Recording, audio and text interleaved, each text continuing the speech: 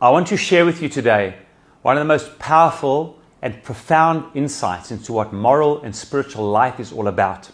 One that was articulated by one of the great quantum physicists of all time, Niels Bohr, that I believe is so necessary today. You see, in a biography by his son, Hans Bohr, written in 1967, he writes over there of a concept which he believes is one of the most profound that he ever heard from his father. And it goes as follows. When Niels Bohr was a Nobel Prize laureate himself, was analyzing the dynamics of light, how light works, he came to the conclusion that light operates in two ways which are exactly the opposite of one from another. In some ways, it exhibits behavior like a wave. It looks like a wave. In other ways, it acts like a particle. But said Bohr, how can that be? Light cannot act both as a wave and a particle. They simply don't go together. Yet the evidence empirically was exactly that. Sometimes it behaves in one way like a particle, in other ways like a wave. And he concluded the following.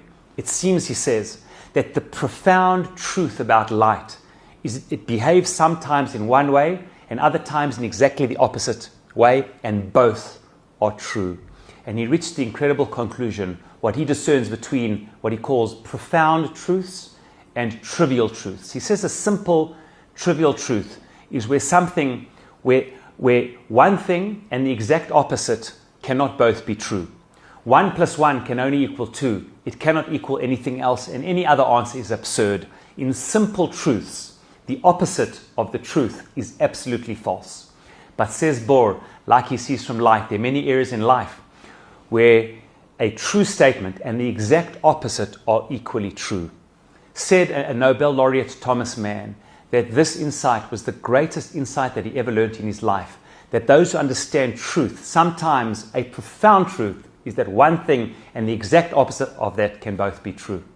You see, thousands of years before, our sages said exactly this, which seems to be counterintuitive. When Hillel and Shammai argued for years and years, it says in the Talmud, in Masechet Eruvin Daf Yud Gimel, page 13, it says, came out a bat call, a heavenly voice, and said, Eilu va'eilu divrei Elokim Chaim. Both are words of the living God. You see, even though Hillel and Shammai argued 316 times, almost there's no other houses of learning which argued more. Our sages said, a heavenly voice, both are true. You see, the truth and the opposite on a profound level can both be true.